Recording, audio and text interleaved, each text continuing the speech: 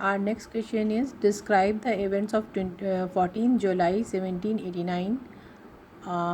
Okay, इसका answer है the following event took place in the morning of 14 July 1789 in the France.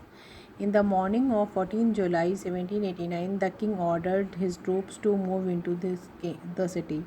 There was a rumor that he ordered his army to open fire upon citizen.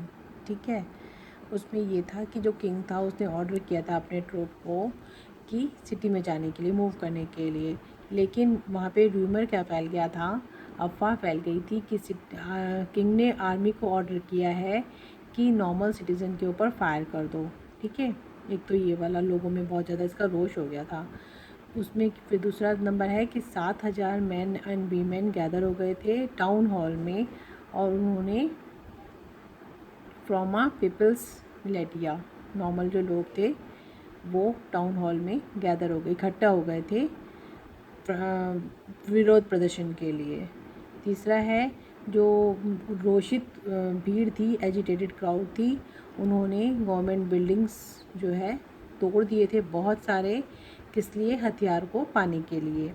फिर है बहुत सारे लोग इकट्ठा हो गए, जो उन्होंने बेस्टाइल की जेल है उसको भी तोड़ दिया था, वहाँ के कैदियों को आज़ाद कर दिया था, क्योंकि जो बेस्टाइल की जेल है वो राजा की पावर को दिखाती थी।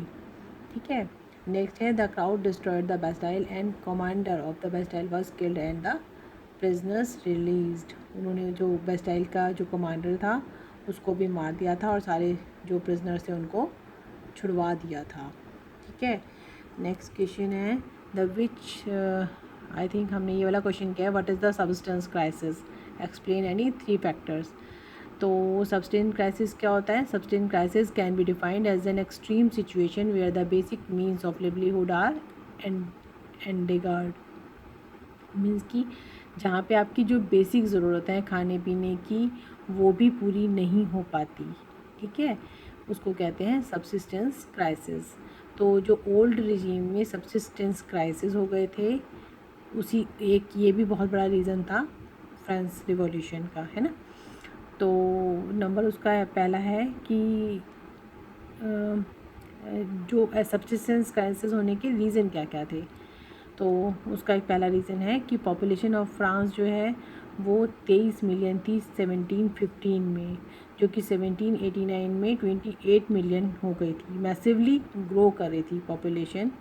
लेकिन जो उसकी डिमांड तो इसलिए बढ़ गई थी क्योंकि पॉपुलेशन बढ़ रही थी, लेकिन जो प्रोडक्शन है ग्रेन्स का वो उस हिसाब से उनको नहीं फुलफ़िल कर पा रहा था, उसको नहीं बढ़ाया गया था, इसलिए खाने की बहुत ज़्यादा कमी हो गई थी।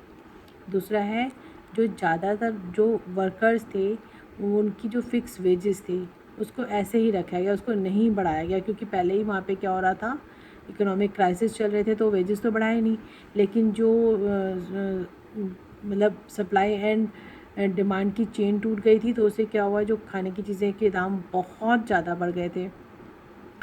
तो जो गरीब है और गरीब हो जाता था, गरीब और गरीब होता चला गया, तो जो पुअर और रिच के जो गैप है वो बहुत ज़्यादा बढ़ गया था। तीसरा है कि जब क्या हुआ हार्वेस्ट, वहाँ पे क्या हुआ, जैसे ड्रॉट हो गया, पहले ही खाने की तंगी थी, पहले ही प्रोडक्शन पूरा नहीं हो पा रहा था, उसके बाद में क्या हुआ, अकाल हो गया या हेल हो गया, हार्वेस्ट की कमी हो गई, प्राकृतिक जो आपदाएं आती हैं उनसे और ज़्यादा सिचुएशन वर्स्ट होती चली गई, और इन सब से मिलके क्या हुआ, हालात ये हो गए कि वहाँ जो जैसे कहते हैं ना खाने के लाले बढ़ गए, सब्सिस्टेंस क्राइसिस, कि यहाँ जो बेसिक ज़रूरत है, बहुत असेंशियल चीज़ें हैं खाने के लिए, ब्रेड तक की खाने वहाँ नहीं मिल पा रही थी। तो ये 3 मेन रीज़न हमारे हो गए, ये 2 क्वेश्चंस भी हो गए हमारे। अब नेक्स्ट वीडियो में देखते हैं नेक्स्ट क्वेश्चन।